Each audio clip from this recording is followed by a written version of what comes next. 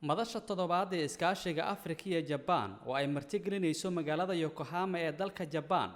ayaa madaxda dalalka ku boobay madashan ururada qaramada midoobay ee midowga Afrika waxay kaga arnisanayaan mustaqbalka xiriirka labada dhinac ka faa'iideysiga fursadaha tiknoolajiyadda kor u qaadista iskaashiga iyo maalgashiga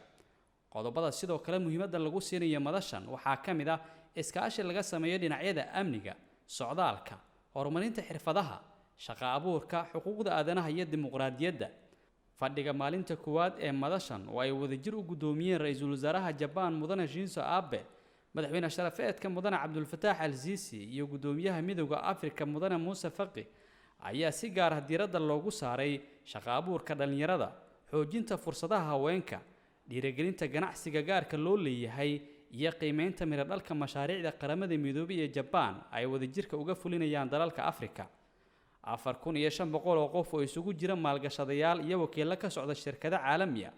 ayaa ka qayb galay furitaanka shirka iyadoo qorshuhu yahay in lacag gaaraysa 30 bilyan oo dollar loo qorsheeyo maalgelinta kaabayaasha iyo horumarinta dhaqaalaha Afrika wafdiga madaxweynaha ee ka qayb galay shirka waxaa qayb ka ah wasiirka arrimaha dibadda iyo iskaashiga caalamiga ah Danjire Axmed Ciise Cawad